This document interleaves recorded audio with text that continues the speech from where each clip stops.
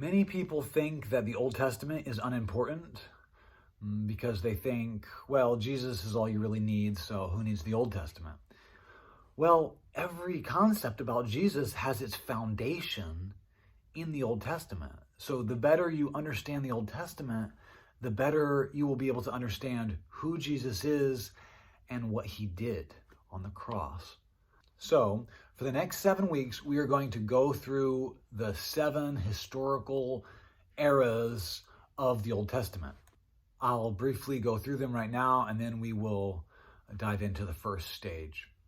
First, you have the primordial age, which by primordial, all I mean is there's the earliest stages of human beings. Then after that, starting in Genesis 12, you have the age of the patriarchs. So you've got Abraham, Isaac, Jacob, and then Jacob's 12 sons who become patriarchs of the tribes. Third, you have the age of the Exodus. So you've got the people of Israel enslaved in Egypt, and Moses leads them out. Fourth, you've got the conquest of the land, and once they take the land, they are a tribal confederacy under the leadership of judges. Fifth, they stay in the same place, but they change form of government to become a monarchy, so the age of the kings. Sixth, after they are conquered by other nations, they are taken into exile. And last Old Testament stage is the return from the exile.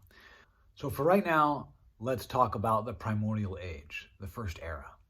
There are 5 basic stories in the primordial age. Now, in previous videos, we have talked about creation and the fall, so there's just a couple more points I want to make about that. And that is that human beings were created in the image of God. And what exactly does that mean? I mean, what an image, if I have a photograph of myself, there are some similarities between me and the photograph. There's also some major differences between me and the photograph. So the question is, what are the ways in which we reflect him? What are the ways in which we're like him? One of them is that we were made to rule. Just like God rules over all the heavenly beings, humans were supposed to rule over the terrestrial beings, the animals. Another way in which we were to reflect God was our relationship with him and our love with him. Just like in eternity past, the members of the Trinity were in perfect fellowship and love with each other. Now we human beings can be in perfect fellowship and harmony and love with God and with each other. But obviously we had a great situation, but we blew it. We lived in paradise. We only had one rule to obey, and that was to trust God's judgment on what was good and what was evil. But instead of living in submission to our Maker's authority, instead of living in harmony and love and intimacy with God and with each other, we took the fruit and we ate.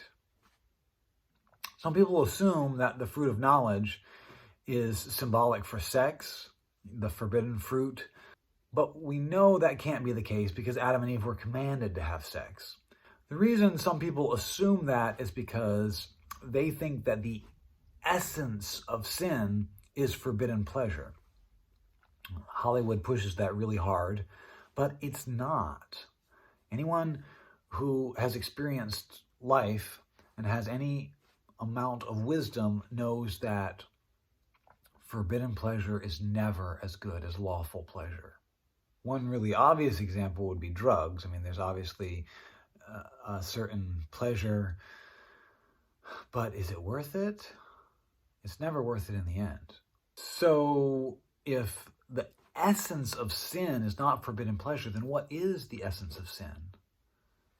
It is rebellion. It's going our own way. It's determining for ourselves what is good and what is evil, instead of trusting God's definition. The essence of sin is asserting our will above God's will. It's the de-godding of God. In our hearts, we kick God off the throne and we climb up onto it ourselves. And we say, ha ha ha, now I rule my own life. The essence of sin is at least as much about pride as it is about pleasure. So Adam and Eve sin, and what are the results of their sin? When we humans detach ourselves from the source of goodness and life, the results are very sad. We bring death into this world, and we bring other things too. What other things come into the world through their sin?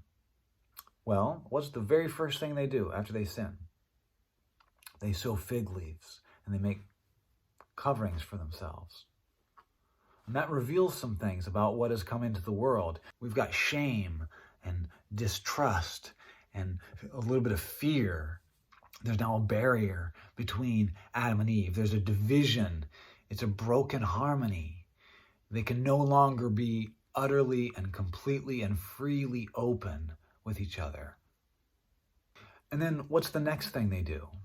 They hide from God. So this shows that those same things apply between us and God now that we've sinned. There's still the shame, there's still fear, there's still a barrier, and there's broken harmony between human beings and also broken harmony between human beings and God. So of the 5 basic stories in Genesis 1 through 11, the primordial age, we've already covered creation, we've already covered the fall, or the rebellion, maybe would be a better word for it. And there's judgment from the rebellion. And then Adam and Eve get to watch more and more results of their sin. They have sons who grow up, and one of them kills the other, and he's judged for that. And from there, it spirals down into a world of violence, which it gets to the point where every thought is evil all the time, and God sends a great judgment, the flood. And then the final story of the primordial age is the Tower of Babel. But Babel is just the same thing. It's just pride in another form. It's just a less violent way for human beings to deify themselves, to try to be God. So instead of standing in awe of the heavens and wonder, humanity looks up and says, I can reach that. And so they build a city in disobedience to God, he says, to spread out, but they stay together and they build a city with walls. They can defend themselves, and they build a tower that can reach the heavens. They've got this new technology now, which is making bricks, which doesn't seem very technological to us, but it's a lot better than having to go around and looking for stones, so they can make them themselves. And so they say we can work together and use our technology and our own abilities, and we can reach the heavens. It's all about being independent from God. And they do it to make a name for themselves. It's all about glory. My glory, not God's glory. And don't think these stories are just put here so we can see how bad people were back then. This is our story, the story of humanity. And all of us, every single one, wants glory. And because we have different personalities, it comes out in different ways. Maybe it's wanting the esteem of other people because of how you look, or how you dress, or how smart you are. Or maybe it's you just want people to think, wow, what a great neighbor, what a nice person, what a good person. We do it just as much in religion, maybe more. We want people to think, wow, what a godly person, what a spiritual person, what a wise person.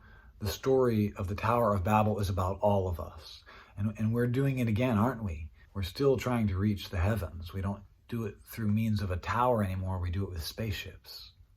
So to sum up the primordial age, God makes man, man rebels, and from there it just spirals down into disaster. Every time God brings judgment, the judgment from the Tower of Babel is that he divides their languages and scatters the people. It's always the same. It's just a cycle of sin and judgment and sin and judgment. The point is there is no punishment that will correct the situation. There is no curb, no barriers, no boundaries. Human beings are constantly crossing all of God's barriers. There are no corrective measures that will make the situation right. In other words, for humanity, there is no hope unless God intervenes in an entirely new way. And that is where Abraham comes in. God makes a promise to Abraham that through him, somehow, he will bless all nations. And that promise eventually leads to Jesus Christ. So next week, we'll be dealing with Abraham and the patriarch age in detail, but I just want to reiterate that without understanding the Old Testament, you can't understand Jesus. It's so important that the Old Testament lay down these foundational concepts, like, for example, the concept of sacrifice. Without that, how could you understand what Jesus was doing on the cross? I mean, what if somebody said to you, I really care about you, so I'm going to go die for you, and then they go jump off a bridge? You'd be like, well, thank you, I guess, but what good does that do me? But because the Old Testament lays down the concept of sacrifice to cover sins and to pay for sins, then we have a framework in which to understand what Jesus was doing on the cross. He was getting punished in our place. All our sins were being placed on him. And all we have to do is turn away from our sins and turn to him, and they are all forgiven and all paid for, and we're made new, and we take his righteousness on ourselves. It's all about him. And there are tons of more concepts that about Jesus that the more you understand where they come from the Old Testament, the more you'll understand him and who he is.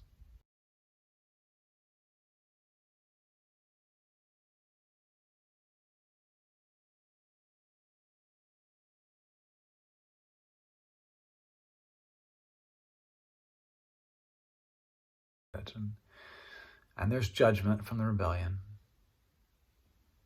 No, don't say about the judgment yet. Maybe do.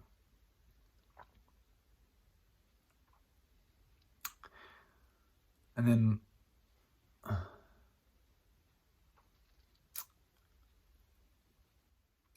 then Adam and Eve get to walk, and there are tons